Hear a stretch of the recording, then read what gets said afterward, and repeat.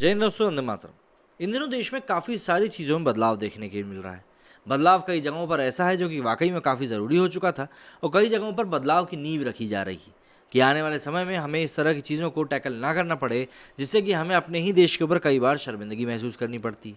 इसमें कई सारे गुंडों को, कई सारे जो भाई वगैरह बन के घूमते रहते हैं ना, बिल्कुल गुंडागर्दी करते हुए पब्लिक से रसूखोरी कर रहे हैं, उनकी ज़मीनों पर कब्जा कर रहे हैं, इन लोगों के खिलाफ भी लगातार कार्रवाई अलग अलग जगहों पर करी जा रही है। बुलडोज़रों को मुख्यमंत्री अपना अपना हथियार बना रहे हैं। जहां पहले सिर्फ योगी आदित्यनाथ ही काम करते थे, इसके बाद एमपी के चीफ मिनिस्टर शिवराज सिंह चौहान ने भी अब यही काम करना शुरू कर दिया है कि अपराधियों को अपराध की सज़ा तो बाद में मिलती है, पहले उनकी जो प्रॉपर्टी होती है उसको ध्वस्त कर दिया जाता है। तो इस कारण से भी अपराधियों के मन में एक भय व्याप्त हुआ है कि भाई जो भी कुछ चल रहा है उसके खिलाफ अगर हम लोगों ने सही तरीके से कदम नहीं उठाया तो हमारे घरों को तोड़ दिया जाएगा। अब ऐसे में ही एक और मामला निकलकर सामने आ रहा है। उत्तर प्रदेश के अल्पसंख्यकों के मामले के मंत्री धर्मपाल सिंह ने पिछले हफ्ते कहा कि वक्फ बोर्ड की संपत्तियों पर माफियाओं ने कब्जा कर रखा है। अब सरकार अतिक्रमण किए गए वक्फ बोर्ड की संपत्तियों पर बुलडोजर चलाएगी। उन्होंने 2 अप्रैल को भारतीय पशु चिकित्सा अनुसंधान संस्थान IVRI में कहा कि सरकार भूमि को मुक्त कराएगी और फिर उसका इस्तेमाल अल्पसंख्यकों के कल्याण के लिए करेगी। सिंह ने उत्तर प्रदेश के मदरसों में दी जाने वाली शिक्षा पर भी टिप्पणी करी। उन्होंने कहा कि मदरसों में राष्ट्रवाद को प्रेरित करने वाली शिक्षा दी जाएगी। केवल उन्हीं मदरसों में संचालन की अनुमति दी जाएगी जो आतंकवादियों की कहानियों का महिमा मंडन करना बंद कर दें। सिंह ने मीडिया से बात करते हुए कहा कि मदरसों में राष्ट्रवाद पढ़ाया जाना चाहिए, ना कि आतंकवाद। यूपी सरकार 2.0 व्यावसायिक शिक्षा पर जोर दे रही है, तो इससे कि आने वाले समय में लोगों को अधिक से अधिक रोजगार मिल सके। सिंह ने कहा कि मदरसा भारत की शिक्षा प्रणाली का एक अंग है। इसकी पहली वजह यह है कि ये मुस्लिम आबादी अनुपातित रूप से शिक्षा में पिछड़ रही है।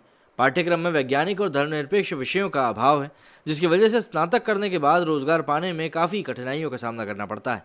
धर्मपाल सिंह ने यह भी कहा कि राज्य में मदरसा का सिलेबस केंद्र की नई शिक्षा नीति पर आधारित होगा।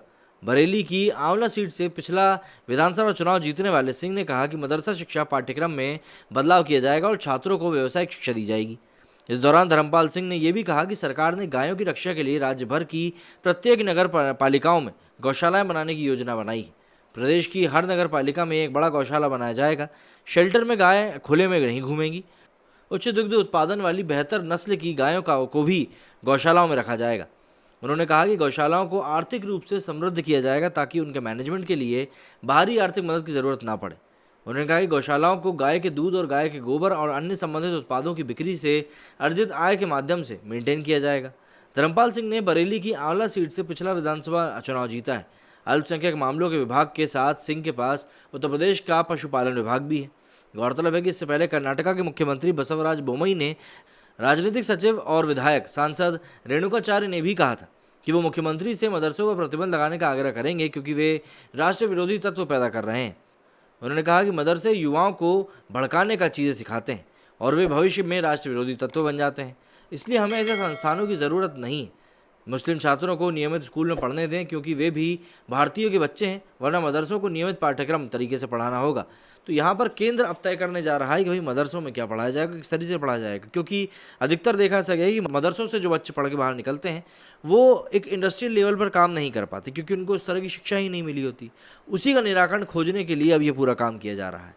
मेरे स्टूडियो फिलहाल इतना ही। जय हिंद, जय भारत।